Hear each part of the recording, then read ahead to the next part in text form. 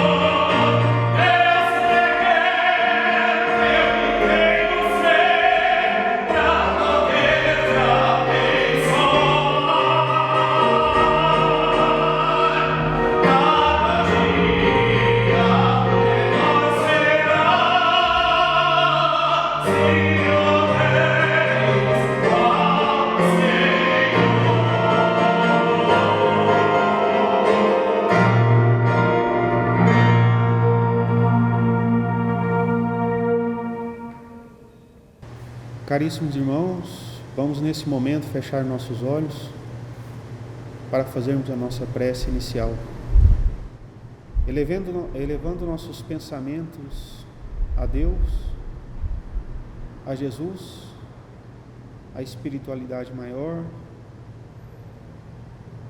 rogando, implorando com todo o nosso coração, nosso sentimento, para que nos dê e abra nossa mente ao entendimento, à compreensão, o discernimento e a sabedoria para adquirirmos conhecimento.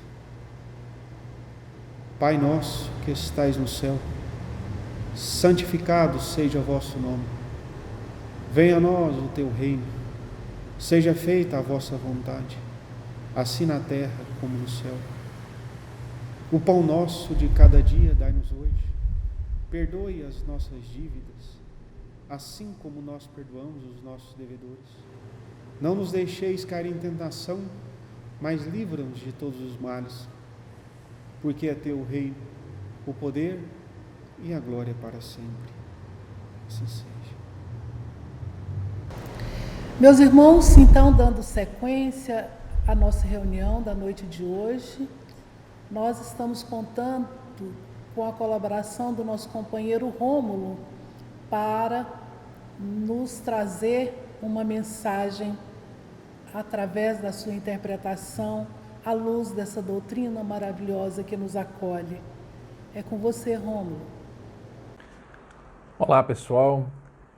Me desejar a todos muita paz, dizer-lhes do meu contentamento, da alegria de poder ter sido convidado a poder participar aqui nessa noite, trazendo aí algumas reflexões ao Centro Espírita Eurípides Barçanufo, ao qual desde já entrego aí todo o meu carinho e a minha gratidão pela oportunidade e espero poder transmitir alguns ensinamentos que já nos foram dados de forma tão singela e que nós ainda temos dificuldade, mas exatamente porque ainda carregamos conosco ainda um orgulho, um egoísmo muito avassaladores, por assim dizer, e dos quais ainda temos muita dificuldade de nos libertar.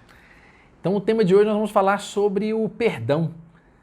Perdão esse que está ali no Evangelho segundo o Espiritismo, trabalhado, né, no capítulo Bem-aventurados os misericordiosos, porque receberão misericórdia, concluindo, né, a bem-aventurança de Jesus. Nesse contexto, há uma análise, tá, por parte dos Espíritos, especialmente Simeão e Paulo, o apóstolo, quando nas instruções dos Espíritos, trazidos então nas mensagens finais do capítulo, discute-se inicialmente a questão do quanto devo perdoar. Porque muitas vezes nós criamos condições, né? Dizemos, não, aquilo ali eu consigo perdoar, mas aquela outra situação eu não consigo. Ou ainda dizemos, naquele caso eu perdoo, mas naquele outro não tem como perdoar. Não é possível perdoar tamanha maldade ou tamanha situação de ofensa criada para cada um de nós. Por certo, se nós começarmos a avaliar com essa discricionariedade o que é possível, o que não é possível, vai haver uma possibilidade de relatividade tão imensa que aí sempre vai estar de acordo com a nossa condição evolutiva, e ela está, nós vamos ver aqui no decorrer da nossa conversa, mas Jesus é taxativo quando diz, na verdade, que nós devemos perdoar 70 vezes, 7 vezes, e não 7 vezes, como Pedro pergunta lá no capítulo 18 do Evangelho de Mateus. O 7 indicando aqui, nesse caso, completude, mas Jesus vai muito além. Entrega, na verdade, 70 vezes, 7 vezes, para deixar claro que é uma espécie de perdão absoluto, é completude, não há limites. Então não há relatividade, não é nesse caso eu posso, no outro eu não posso. Se eu ainda não consigo em todos os casos, é porque ainda carrego comigo chagas de egoísmo, de orgulho, de mágoa, carregando nesse caso esse preceito máximo da mágoa como algo do qual nós não conseguimos nos libertar e que, do contrário, nos envenena, nos maltrata. Diz Shakespeare, né, muito famosamente, que aquele que carrega mágoa consigo é como aquele que bebe veneno querendo matar o outro. No final das contas, é ele mesmo que se envenena e se mata. Se pensarmos na figura de Jesus como um grande exemplar de perdão e de não guardar mágoas, nós podemos visualizar algumas situações. Por exemplo, quando ele estava no alto da cruz e depois de ter sido ovacionado por todos ali presentes em Jerusalém, o Mestre, quando crucificado então, fôssemos algum de nós, talvez olharíamos para as pessoas e diríamos, tá vendo, traidores, eu ajudei tanto cada um de vocês e agora vocês me atiram aqui nessa cruz. Cobraríamos, jogaríamos na cara. Mas Jesus, do contrário, não disposto a carregar mágoas e com o sentimento do perdão, do amor infinito, profundamente guardado consigo, diz apenas, Pai, perdoa-os, pois não sabem o que fazem. Nem tem a coragem de dizer, eu perdoo vocês pelos pecados, como já havia feito em outras ocasiões. Naquele caso, era muito notório, ele pede a Deus para que perdoe, porque ele mesmo, Jesus, não estava ofendido, porque tinha a noção exata de que cada um entregava aquilo que podia. Nesse sentido, pensando assim, a própria presença de Jesus depois de desencarnado, quando encontra com os apóstolos, mesmo que esses apóstolos tenham cometido fugas, traição, negativa e outras tantas coisas mais, ele comparece na presença deles e hora nenhuma eles joga na cara, hora nenhuma eles fala, olha, vocês me traíram na hora que eu mais precisava de vocês. Ele simplesmente diz, paz seja convosco. Nesse conceito de imaginar, e outros tantos exemplos em que Jesus de alguma forma é colocado numa situação de perseguição, de maltrato, e os apóstolos, obviamente, que eram os amigos mais próximos, não reagem da maneira como nós imaginamos, hora nenhuma Jesus arremessa-lhes isso, mas do contrário, perdoa-lhes com carinho, porque sabe que cada um tem algo a ser dado naquele caso. Então, torna-se o perdão um exercício de esquecer de si mesmo. E isso é uma coisa muito legal trazida no Evangelho segundo o Espiritismo, que mostra a grandeza de quem consegue abandonar esse eu. É a perspectiva de imaginar que nós somos... O mundo tem que rodar a nossa forma, tem que ser do meu jeito. Qualquer contrariedade, qualquer situação, se alguém fala alguma coisa mais grosso, eu tenho que revidar. Se alguém me trata mal ou não me trata do jeito que eu gostaria, eu já preciso revidar ou então contra-atacar de alguma forma, ou me defender também. Então, quem no fundo consegue vencer e não ficar preocupado consigo mesmo, esse exercício de esquecer-se desse ego, desse egoísmo, da maneira privada de achar que o mundo deve rodar, essa pessoa, segundo o Evangelho, ela diz que ela é invulnerável aos ataques. E invulnerável por quê? Porque, de fato, nada consegue acertá-la ou afrontá-la. Ela não se sente prejudicada, não se sente maltratada, não se sente, na verdade, ferida em hora nenhuma. Porque, no final das contas, tudo o que fazem, ela sabe. Ela não vai devolver na mesma moeda. O mundo não é do meu jeito, como eu quero. As pessoas não vão falar comigo só da forma como eu acho que é certa, não vão reagir como eu acho que é certo, não vão dirigir no trânsito como eu acho que é certo. Elas vão se equivocar, vão errar, vão fazer uma série de coisas. E cabe a mim, na verdade, mudar não a eles, mas a mim. Mas em relação a eles, o que fazer? Nesse caso, o convite de Jesus aqui é para que possamos perdoar. Ah, mas quantas vezes? 70 vezes 7. Mas em quais condições? Só na hora do trânsito? Esse é um exemplo, mas que nós possamos fazê-lo em quaisquer situações. Na dificuldade, na briga em casa com a esposa, com o esposo, com o filho, no desentendimento com o vizinho, no desenrolar de problemas pelos quais passamos muitas vezes no trabalho, no ambiente da rua, como transeuntes. Então, essa ideia de perdoar, ela na verdade é nos colocar no lugar da outra pessoa. Porque no fundo, Simeão, o espírito que comenta no Evangelho, ressalta com muita clareza que Deus nos perdoa o tempo todo. Eu me recordo de certas palestras em que nós vemos as pessoas falando, né, dessa compaixão, desse amor de Deus para com cada um de nós. Se Deus não perdoasse os nossos defeitos, os nossos erros, os nossos enganos, certamente nós seríamos fulminados. Fulminados porque repetimos tantas vezes, por tantas vidas, os mesmos enganos, as mesmas falhas de conteúdo moral, deixando-nos levar pelas circunstâncias que a carne, que a matéria nos apresenta, pensando de maneira egoísta em relação ao próximo, que fatalmente, a uma hora ou outra, isso cansaria. Mas o amor de Deus é infinito. A compaixão divina em nos acolher é infinita. Vide o exemplo da parábola do filho pródigo, em que o filho, na verdade, por livre e espontânea vontade, por consciência aclarada, se afasta do filho, se afasta do pai, se afasta da família e, obviamente, passa por todos os dissabores que a matéria oferece, no aprendizado clássico de todo o espírito que por assim passa, e numa certa hora ele cai em si e volta. E quando volta, imaginando consigo no sentimento de culpa ele mesmo já diz que não merece aquilo tudo. Não merece ser tratado como um trabalhador do pai.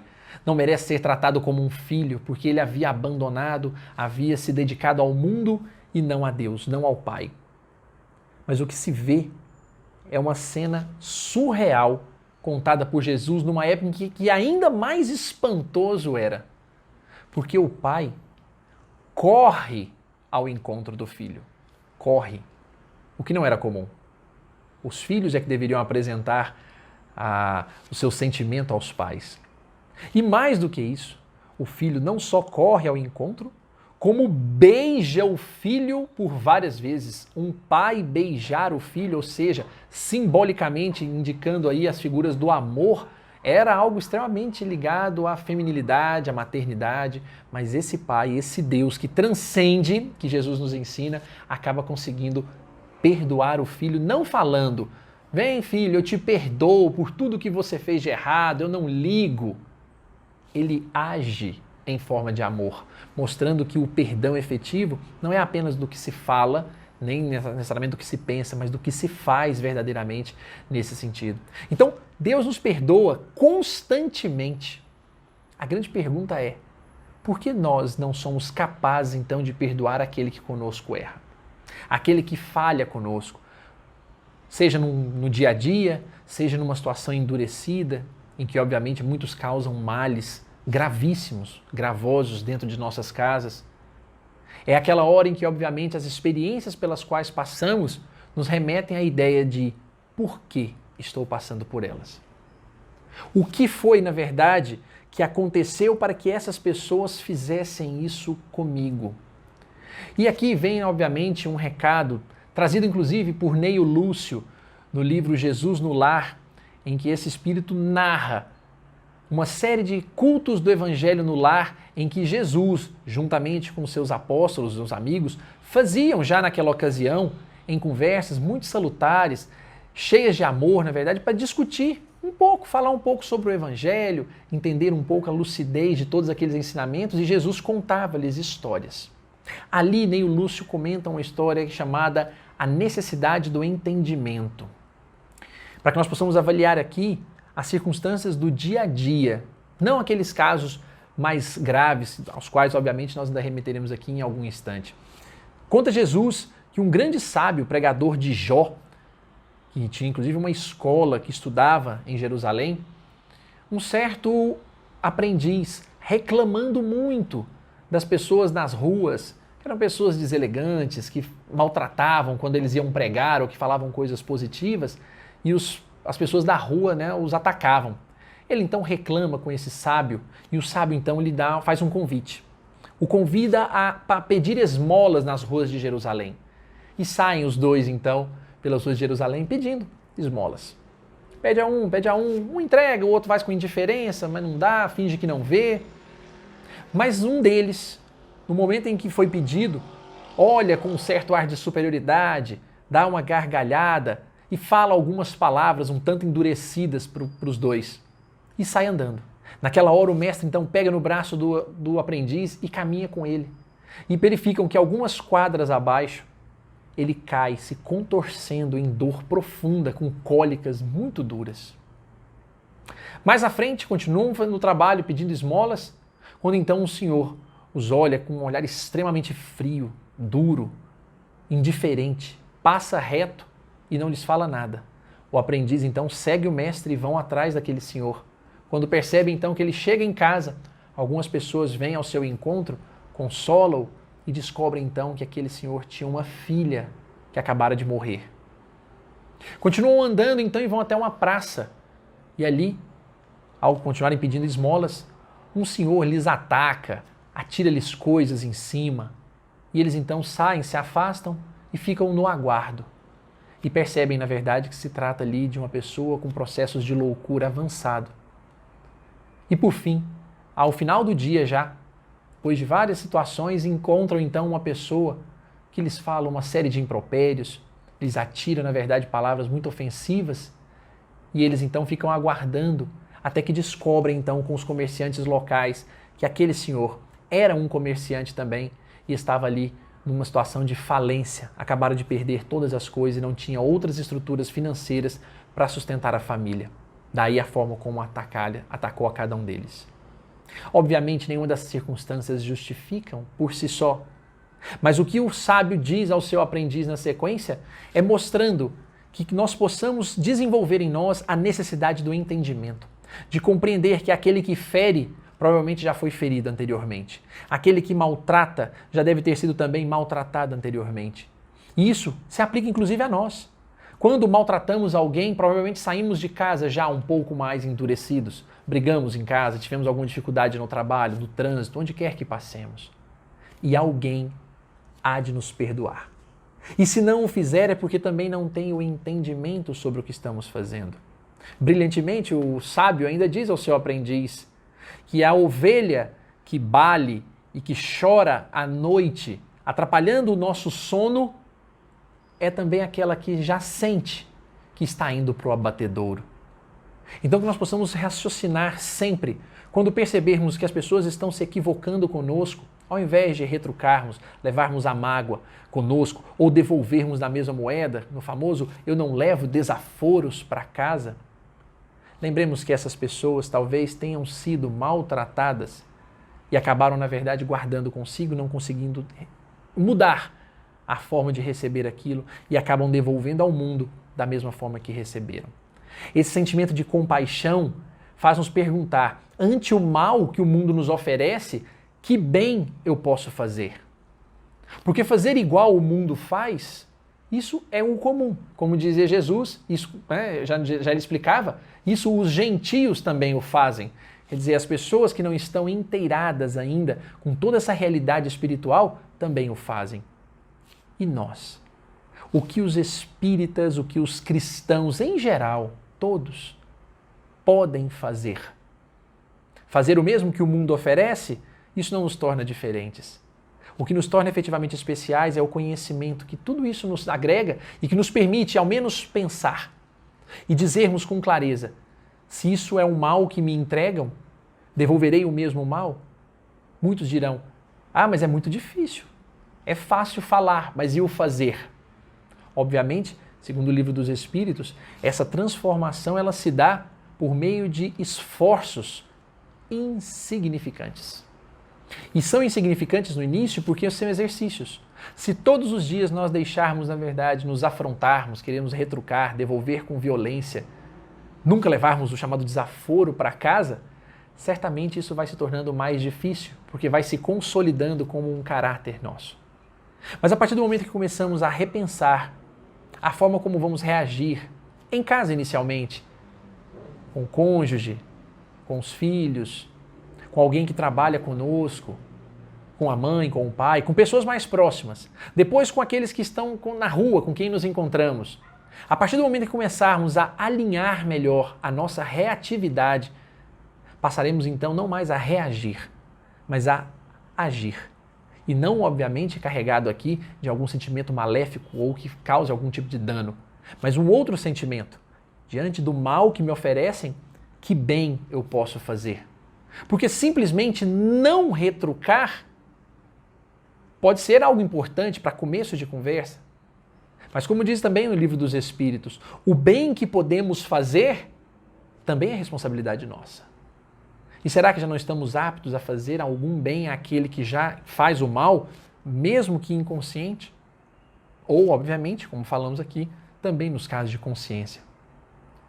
A mensagem trazida no Evangelho, além dessa de Simeão, também como falamos, Paulo Apóstolo faz um comentário extremamente simples, mas que precisa ser estudado. Estudado, não é só lê-lo, mas é estudar. E como é que a gente estuda? Obviamente não é estudando o outro. Até aqui vimos situações em que o outro se apresenta com dificuldades. Mas agora é preciso também olharmos para nós. Qual a nossa condição ante o ataque, ante a afronta, ante a dor que nos trazem? Há uma passagem lindíssima no livro Paulo e Estevão, em que ainda Saulo de Tarso, já depois do desencarne de Abigail e Estevão, os irmãos, ele então em sonho, depois de muito tempo já refletindo, depois da grande passagem de Damasco, em que ele vê Jesus, passa mais de 3 anos no deserto, junto com Áquila e Prisca. Naquela ocasião, e Priscila, naquela situação, eles ali, os 3, em um sonho de Paulo, ele encontra com Abigail e depois de uma conversa muito cheia de amor e ternura, ele faz-lhe então perguntas sobre como fazer dali para frente, o que era preciso fazer para entender os propósitos de Jesus, e Abigail lhe diz, ama. Ele então na sequência fala, mas eu vou amar e as pessoas na verdade, elas não vão compreender. Como é que eu vou fazer então, trabalhando, fazendo as coisas? Aí ela diz para ele, trabalha. E ele fala, mas olha, eu posso trabalhar, fazer as coisas. E as pessoas, elas não virão. E eu vou acabar me afastando delas cada vez mais. Espera. E então, por fim, ele diz, mas muitas delas ainda tirarão pedras, maltratarão, farão mal. O que fazer? E aí então, a última mensagem de Abigail para Paulo, perdoa. Perdoa como um grande símbolo final desse processo todo que já iniciou. Então talvez seja infrutífero nós começarmos a perdoar simplesmente. A partir de agora, tudo que me acontecer, eu vou perdoar. A pessoa vai lá e me fecha no trânsito, buzina no trânsito, eu vou perdoar. A pessoa me trata mal num atendimento telefônico ou presencial, eu vou perdoar imediatamente. Eu vou perdoar 70 vezes 7 vezes.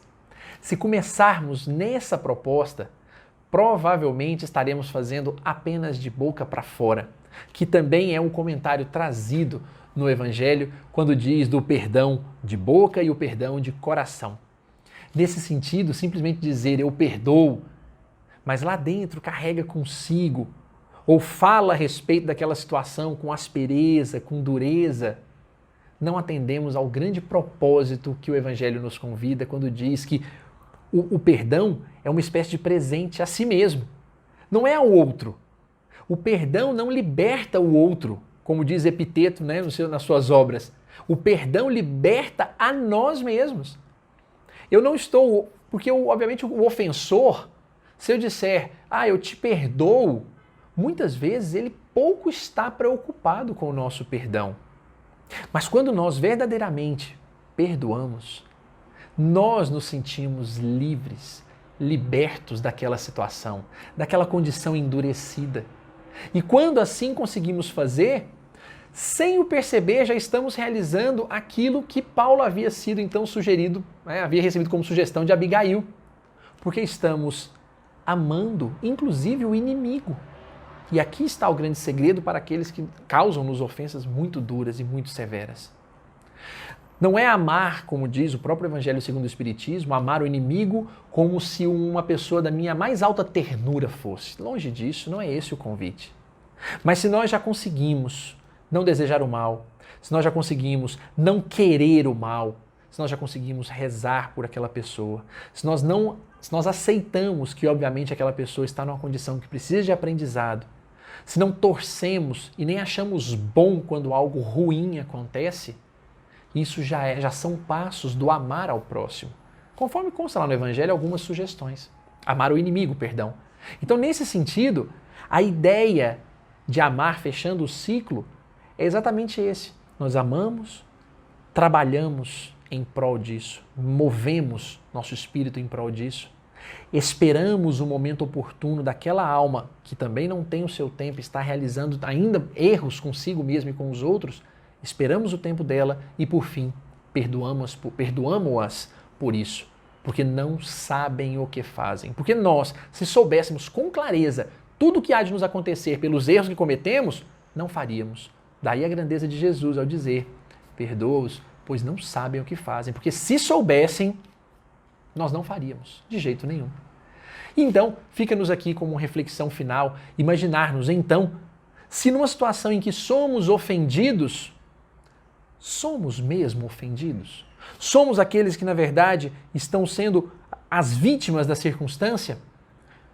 A doutrina espírita nos traz com muita clareza a importância de conhecermos as vidas anteriores, não conhecermos no sentido prático, mas de observarmos que as circunstâncias nas quais hoje estamos vivenciando podem ser expiações das quais nós mesmos motivamos no passado circunstâncias que hoje aqui se apresentam.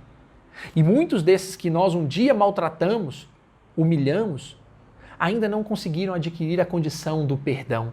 Ainda devolvem o mal com outro mal. E então, quando vem a oportunidade do encontro conosco, nos entregam de novo a chaga, o ódio, o rancor. Alguém precisa fechar esse ciclo, encerrá-lo. Mas partindo do pressuposto, como diz Paulo, se partirmos do pressuposto que nós somos efetivamente o ofendido, a vítima, eu nunca fiz nada para aquela pessoa e agora ela me trata mal, ela me humilha de alguma forma, ela me causa um dano, irreparável ou reparável. Agora é hora da prova. Vivemos, poderia ser uma expiação? Não é, é uma prova. Como vou me sair nessa prova? Com paciência, com dedicação, com amor, com sentimento do perdão? Ou vou devolver mais ódio, mais rancor, mais violência, o que posteriormente, numa existência futura, há de me colocar de novo como uma reprovação de um aluno que reprova um ano e precisa aprender novamente as mesmas lições para poder então ser aprovado naquele caso. No final das contas, o grande recado que todos nós recebemos dessa mensagem, desse capítulo como um todo, é receber o que nos derem, mas devolver o que nós somos. E aí cabe-nos a pergunta então, o que nós somos? Será que somos ainda dedicados ou vocacionados ainda ao mal, a devolver com violência? Será que ainda guardamos conosco esse sentimento de mágoa profundo que hoje a ciência mesmo já nos mostra, nos enche de gastrite, depressão, desânimo? Então esses sentimentos acabam sendo esculpidos em nossa alma de uma maneira física, nos causando doenças ainda mais graves. Tudo porque um orgulho e o egoísmo que ainda carregamos conosco, não conseguimos vencê-lo. Queremos que o mundo gire à nossa forma. Então fica hoje aqui o convite para que cada um de nós possa pensar o que eu sou.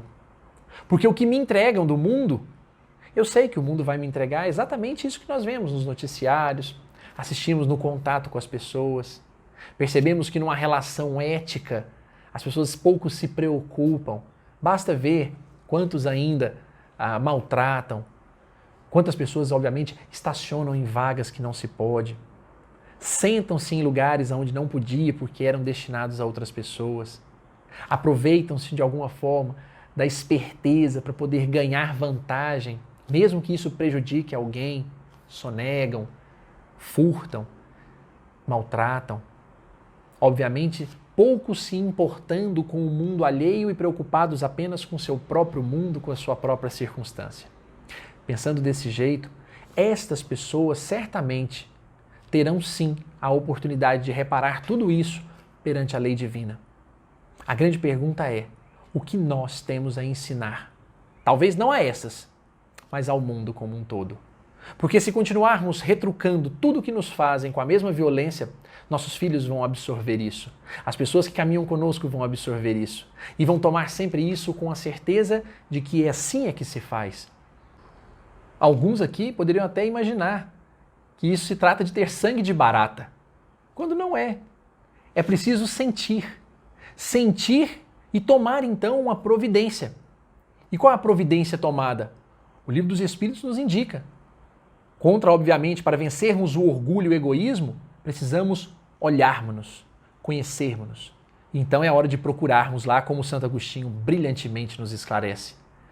Conhece-te a ti mesmo, analisando-nos dia a dia, olhando o que fizemos, como fizemos, por quem deixamos de fazer e por que deixamos de fazer.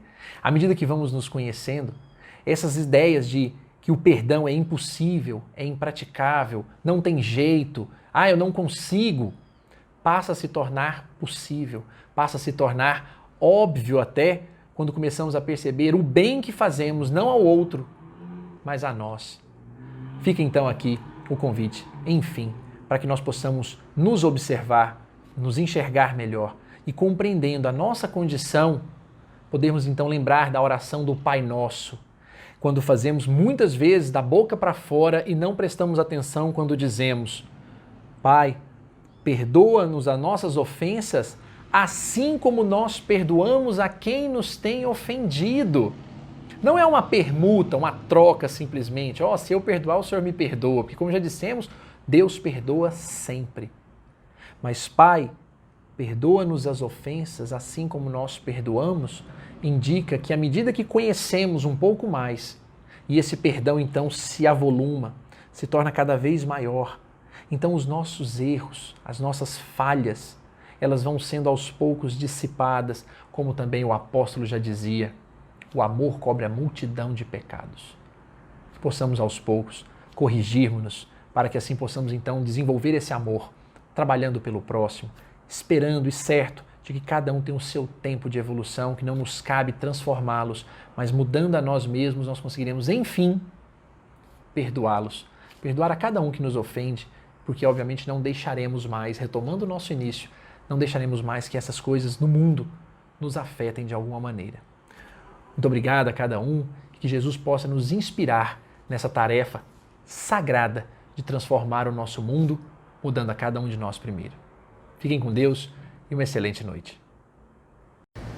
Nós agradecemos imensamente as palavras que nos tocaram, que nos tocou os nossos corações. Rômulo, muito obrigada pela sua presença amiga. E vamos agora ouvir a Agenda Cristã com o nosso companheiro Marlon. É com você, Marlon. Boa noite, meus irmãos. Nós vamos fazer a leitura do livro Agenda Cristã e o título é Pode Acreditar, capítulo 40. Nós vamos pedir aos irmãos que escolham um número de 1 a 7 e que esse número que você escolheu, essa mensagem que você escolheu, sirva para você refletir durante a semana, sirva para a sua reflexão. Vamos lá? Pode acreditar. Número 1. Falará você na bondade a todo instante, mas, se não for bom, isso será inútil para a sua felicidade. Número 1. Falará você na bondade a todo instante, mas, se não for bom, isso será inútil para a sua felicidade. Número 2. Sua mão escreverá belas páginas, atendendo à inspiração superior. No entanto, se você não estampar a beleza delas em seu espírito, não passará de estafeta sem inteligência. Número 2. Sua mão escreverá belas páginas, atendendo à inspiração superior. No entanto, se você não estampar a beleza delas em seu espírito, não passará de estafeta sem inteligência. Número 3. Lerá maravilhosos livros com emoção e lágrimas. Todavia, se não aplicar o que você leu, será tão somente um péssimo registrador. Número 3. Lerá maravilhosos livros com emoção e lágrimas. Todavia, se não aplicar o que você leu, será tão somente um péssimo registrador. Número 4. Cultivará convicções sinceras em matéria de fé. Entretanto, se essas convicções não servirem à sua renovação para o bem, sua mente estará resumida a um cabide de máximas religiosas. Número 4. Cultivará convicções sinceras em matéria de fé.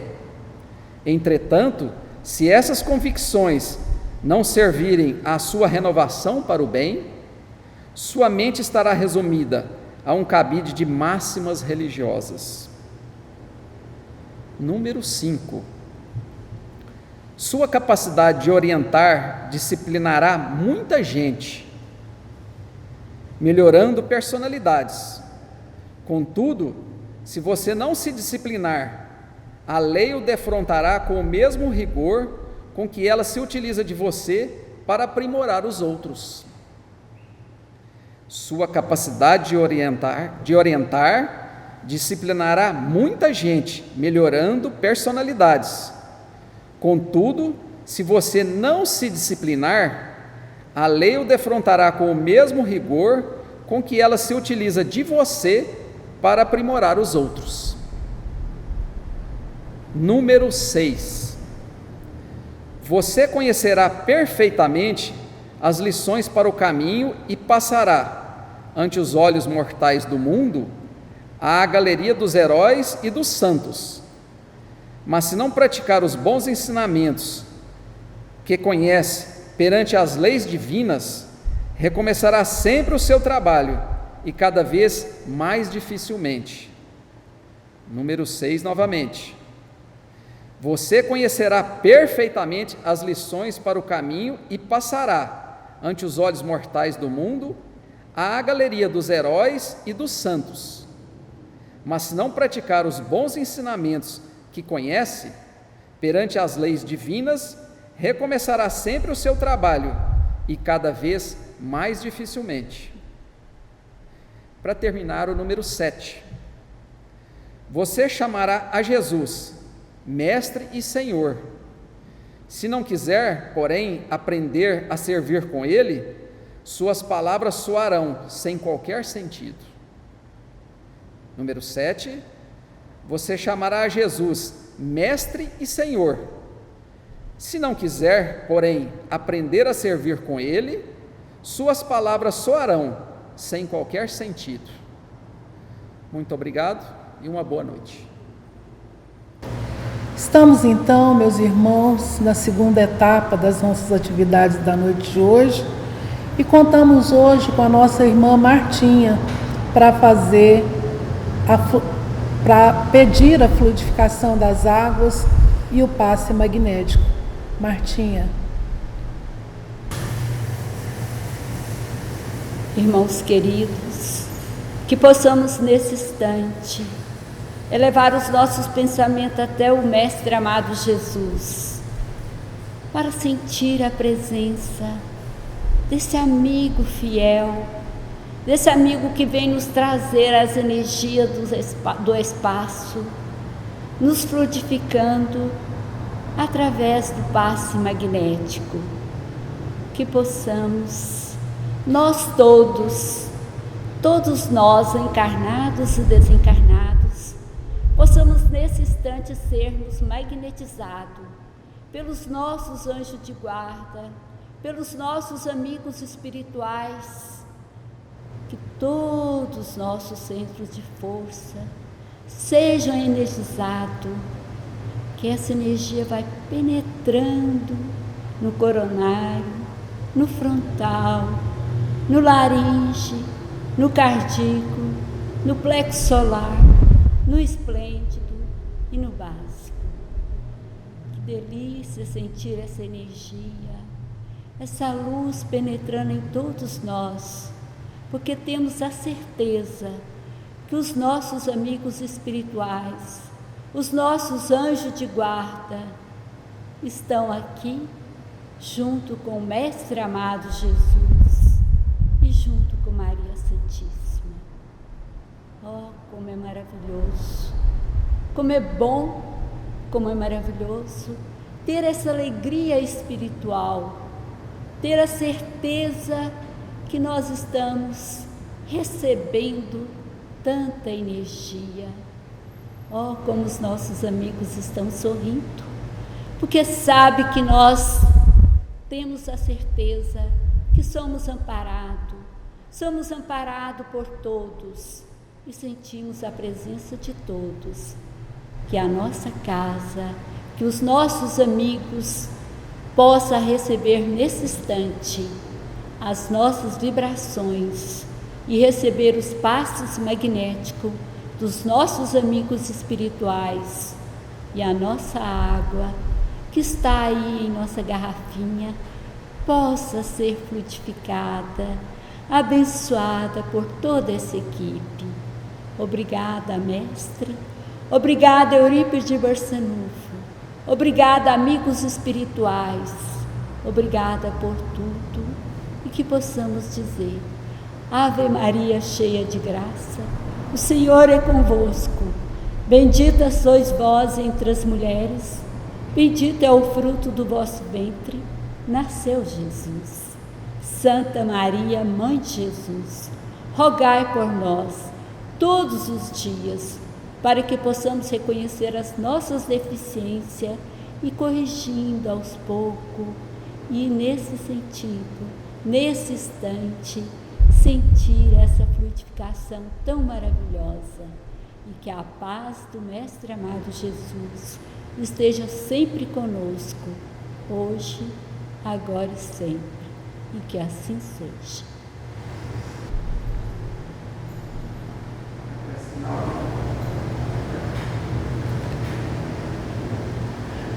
E para finalizar a nossa reunião da noite de hoje, a nossa última reunião do ano de 2020, nós estamos contando com a colaboração do nosso irmão Kleber, agradecidos e felizes por essa oportunidade bendita de estarmos reunidos em nome de Jesus para estudarmos esse Evangelho, para tentarmos compreender o Evangelho e colocarmos em prática no nosso dia a dia.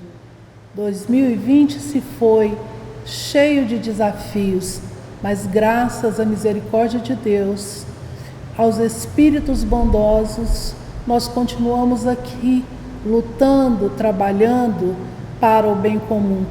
Que nós possamos em 2021, todos nós, estarmos sempre reunidos em nome de Jesus, buscando melhores caminhos, buscando nos elevarmos cada vez mais através das nossas ações diárias, buscando com os nossos irmãos que aqui se encontram, tanto encarnados quanto desencarnados, juntos conosco na nossa caminhada, trabalharmos para essa doutrina maravilhosa que nos acolhe e tantas bênçãos nos traz. Obrigada a todos, muita paz. E nós queremos ainda anunciar que para o biênio de 2021 e 2022, nós vamos contar com a colaboração do nosso companheiro Marlon para a presidência dessa casa de oração. Muita paz a todos, muita obrigada pela acolhida, pelo amor, pelo carinho de todos os irmãos. E assim, meus irmãos, nós terminamos as nossas atividades na presidência e continuamos de coração trabalhando para que essa casa possa prosperar no amor de Jesus, hoje e sempre. Kleber, é com você, meu querido. Muita paz a todos, meus irmãos. Então, meus irmãos e irmãs, assim nós chegamos ao final da nossa última reunião de 2020. Vamos então fechar os nossos olhos para agradecer a espiritualidade por termos vivido este ano de tantos resgates e tantas provações, pedir a Deus, a espiritualidade maior, ao nosso diretor espiritual, professor Eurípides Barçanufo, para que possa nos dar a inspiração necessária sempre, quando lidarmos com as dificuldades do momento, tendo a certeza de que a espiritualidade maior está dando à Terra a oportunidade do crescimento em busca da nossa perfeição, da correção dos nossos defeitos, em busca do nosso desenvolvimento. Neste momento, Senhor, nós queremos te pedir que todos os irmãos resgatados à pátria espiritual neste ano de pandemia sejam iluminados, esclarecidos, amparados e tratados do plano espiritual, e que os corações amados que ficaram na terra sejam consolados e tenham a compreensão do propósito divino em tudo isso, em toda essa circunstância. Nós te pedimos também, Senhor, para os irmãos que frequentaram essa casa durante essa encarnação e que partiram na pandemia, que eles também recebam muita luz e paz, que eles recebam toda a assistência de Eurípides e sua falange de espíritos amigos.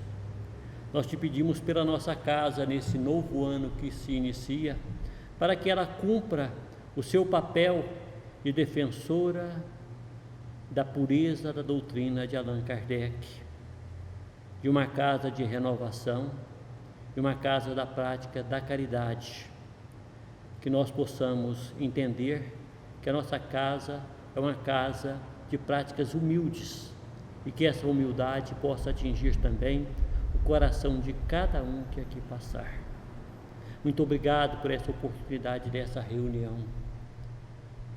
Pai nosso que está no céu, santificado seja o vosso nome. Venha a nós o vosso reino, seja feita a vossa vontade, aqui na terra como ela é feita no céu. O pão nosso, do corpo e da alma de cada dia, faça-nos merecedores e nos ensine, Senhor, a prática do perdão e da benevolência, para sermos merecedores do perdão das nossas ofensas, das nossas falhas, junto à espiritualidade e à vida. Senhor, dai-nos a força de resistirmos a cada tentação e, sobretudo, evitar que elas passem em nosso caminho. Livra-nos, Senhor, de qualquer males que possamos provocar aos nossos irmãos ou que possa vir em nossa direção como reflexo dos nossos próprios atos. E que assim seja. E com essa prece, nós encerramos a última reunião do Centro Espírita Eurípides Barçanufo de 2020. Feliz 2021 a todos.